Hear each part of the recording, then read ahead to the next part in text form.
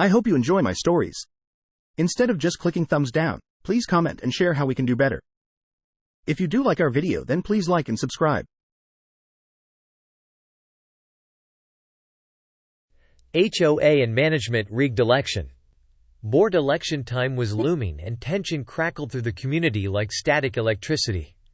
It seemed as though the board and management company had it out for me from the get-go, likely because I was vocal about holding them accountable. But their hostility only fueled my determination to stand up for what I believed was right. When whispers of dissatisfaction spread among the residents, a groundswell of support coalesced around me.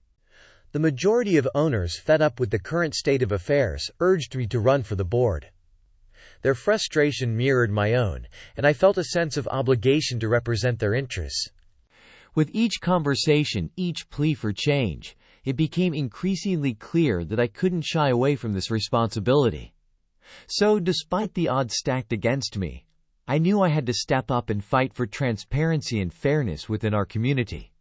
I was the only candidate who took the time to campaign, pounding the pavement, knocking on doors, and engaging with residents about their concerns. I held community meetings, circulated informative flyers, and even set up a dedicated email address for questions and suggestions. Despite the uphill battle against the entrenched powers, my efforts paid off when Election Day finally arrived. The atmosphere was electric, with a buzz of anticipation in the air. To our surprise and delight, we saw the highest participation in the history of our HOA. People who had never shown interest in elections before were turning out in droves, eager to have their voices heard. It was a remarkable turnout, a testament to the widespread desire for change within our community. As the votes were tallied, I couldn't help but feel a surge of optimism. It seemed that finally the tide was turning and real meaningful change was within our grasp. However, things took a sour turn when the management company confirmed that all votes must be submitted by the voter themselves, as per the HOA's rules. This posed a significant challenge, especially for some of our elderly residents who found it difficult to navigate the process. I spent countless hours helping them fill out their ballots, ensuring their voices were heard despite the obstacles they faced. Additionally, I organized transportation for those who couldn't make it to the polling station and even enlisted the help of volunteers to assist with the voting process. Despite these efforts, there were still concerns about whether everyone would be able to cast their votes, but I remained undeterred in my determination to ensure fair representation for all members of our community. As Election Day progressed, the tension within the board reached a fever pitch. The president's desperation was palpable as he began calling everyone in the community, pleading for votes. It became increasingly apparent that they were resorting to underhanded tactics to maintain their grip on power. Ballots mysteriously started being submitted on behalf of other owners, a clear violation of the rules. I was stunned when I received some of these ballots by accident in an email from the president himself, who quickly backtracked with a feeble excuse, claiming it was a mistake. But it was clear that their desperation had led them to cross ethical boundaries in a last-ditch effort to sway the outcome of the election. It was a blatant disregard for the democratic process, and it only fueled my determination to expose their deceit and fight for justice. Despite their efforts, I ended up losing by just 2 votes, a margin so close, it felt like a cruel twist of fate. When I requested a tally, hoping to understand how the results unfolded, I discovered that 4 of my ballots were mysteriously rejected for dubious reasons. Some were allegedly missed the deadline by a mere minute, while others had unclear explanations. It was evident that every attempt was made to tip the scales against me. Frustrated and feeling cheated, I demanded a recount, believing it was the only fair course of action. However, the management company conveniently cited their allegiance to the board, claiming they didn't want one.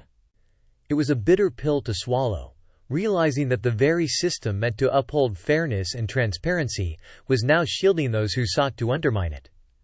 I provided copies of the incriminating emails showing the fraudulent ballots, meticulously documenting each instance of wrongdoing. I hoped that concrete evidence would compel the management company to take action, but my efforts were met with indifference. They ignored the glaring proof of malfeasance, dismissing my concerns as if they were inconsequential. When I pressed for those votes to be rejected, according to the rules, they brushed it off, insisting they could only act if directed by the board. It felt like a betrayal of trust, witnessing the very authorities entrusted to uphold fairness and integrity, turning a blind eye to blatant violations. To make matters worse, the association manager turned out to be a college friend of the president, further entrenching the corruption within the system. Their personal connection cast a shadow of doubt over any hope for impartiality. Even the lawyers, whom one would expect to be advocates for justice, seemed hesitant to get involved, fearing repercussions from the management company. The pervasive influence of power and money seemed to extend even into the legal realm, leaving me with few allies in my fight for accountability. Despite my efforts and those of 3 others I endorsed, who were linked to my ballot in hopes of reclaiming the majority fairly, the cheaters faced no consequences. It was a bitter realization that the perpetrators of electoral fraud could act with impunity, while those striving for honesty and transparency were left to bear the brunt of their injustice. In the end, feeling disillusioned and frustrated with the system, I made the tough decision to sell my property. It was disheartening to see justice evade us, but I couldn't continue to fight against such stacked odds. The relentless cycle of corruption and indifference had taken its toll, leaving me with no choice but to walk away from a community I once believed in.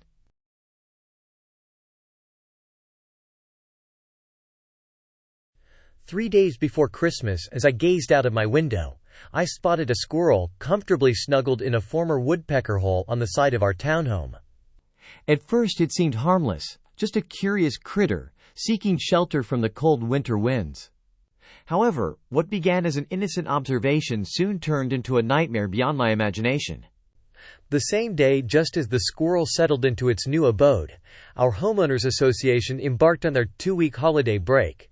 It felt like bad timing, leaving us with no immediate recourse. However, I reassured myself that we would address the situation once the holidays were over. Moreover, this delay would exacerbate the problem in unexpected ways. By January 3rd, the squirrel had not only comfortably settled into its new home, but also expanded the hole, doubling its size. Concerned about the damage and potential risks, my husband and I took photos documenting the situation and promptly emailed our HOA, requesting removal and repair. We assumed it would be a straightforward fix, not anticipating the complexities that would ensue. But on January 12th, our frustration grew when we received an email response from the HOA stating that a work order had been submitted, but warned that it could take up to 10 business days to complete. Meanwhile, the situation was worsening as the squirrel became bolder, digging further into our home with each passing day, increasing the risk of structural damage and potential safety hazards. This morning, my husband made a call to the property management company for an update on the situation. To our dismay, we were informed that the work order was still pending. Even worse, they claimed that since the squirrel had managed to get inside our home, it was no longer the responsibility of the HOA to address the issue. This news left us feeling frustrated and helpless, realizing that we were now left to deal with the problem on our own, despite our efforts to seek assistance from the HOA. I was livid. It felt like they were completely neglecting to acknowledge that the damage outside was what caused the situation in the first place. My husband was condescendingly told that we could either wait for the work order to go through or take matters into our own hands by calling animal control. However, they made it clear that if we did so, the HOA would refuse to cover the bill, even if their contractor eventually showed up. It was infuriating to be met with such a dismissive attitude, and faced with the prospect of bearing the financial burden for a problem that was clearly the result of neglect on their part. The thought of that squirrel breaching the drywall with our 2 young children and cat in the house terrified me. Imagining the chaos and potential harm it could bring to my family filled me with rage. The safety of my loved ones was at stake, and I was furious that the HOA's negligence had put us in this perilous situation. Every scratch of its claws against the walls felt like a ticking time bomb, threatening to disrupt our sense of security and peace of mind. This situation was just the latest in a series of disappointments with our HOA. It felt like a slap in the face after we had bought this place as our first home in May 2021.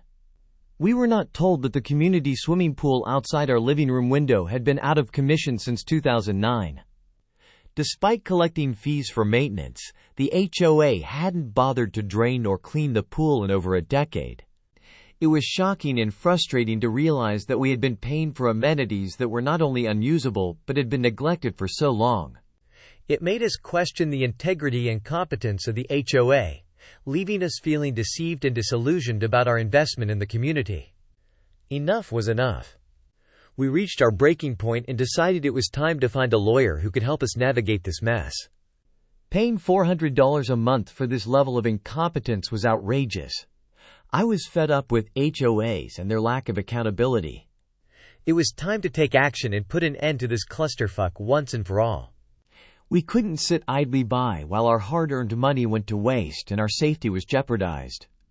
F all HOAs.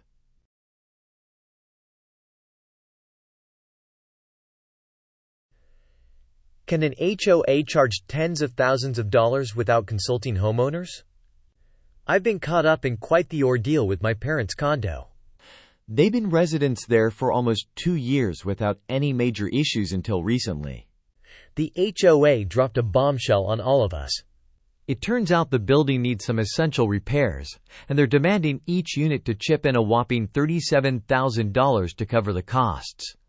To make matters worse, they're threatening to place a lien on our homes if we fail to comply with their demands. It's a sudden and significant financial burden that's blindsided us all.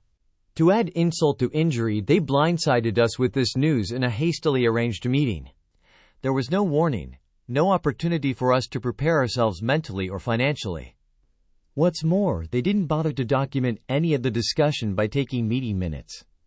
It feels like they intentionally kept everything in the dark, as if they wanted to make the situation as shady and opaque as possible. According to the homeowners, the HOA claims that this decision was made over a decade ago in some meeting where, surprise, surprise, no minutes were taken. However, upon closer inspection, documents from the HOA themselves show they only started looking into this in October of last year. During the meeting, they assured us that the work was merely cosmetic and not necessary for the structural integrity of the building. Yet, contradicting this, the information they sent out in December paints a different picture altogether. It details extensive repairs that are essential for the safety and stability of the entire complex, including issues with the foundation, plumbing, and electrical systems. It's clear that there's a lack of transparency and consistency in their communications, leaving us feeling frustrated and misled.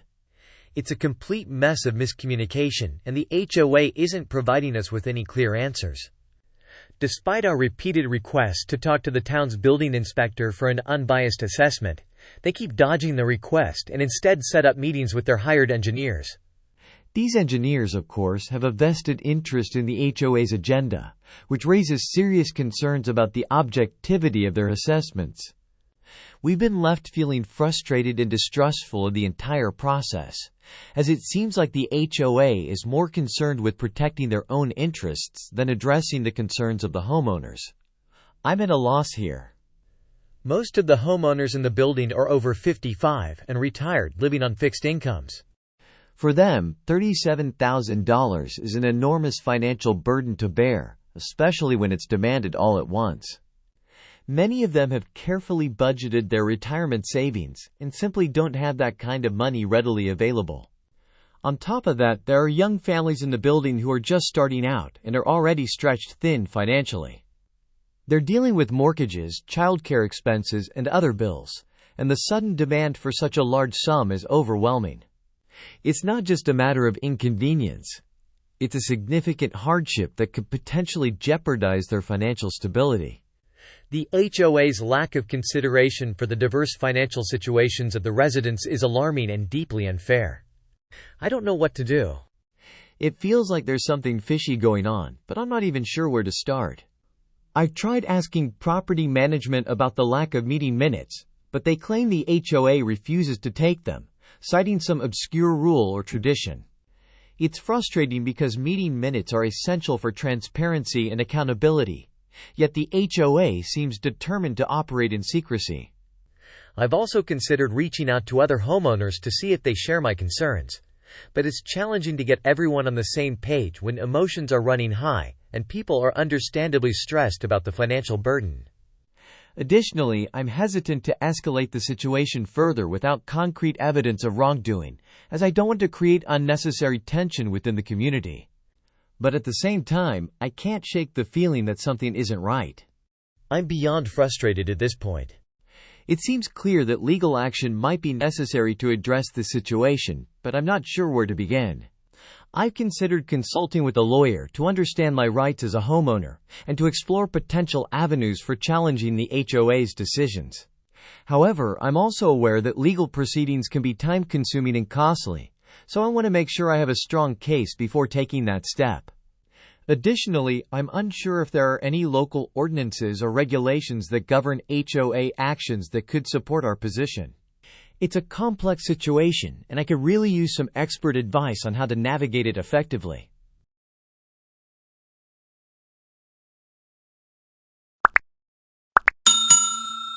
I would like to thank you for watching the video to the end.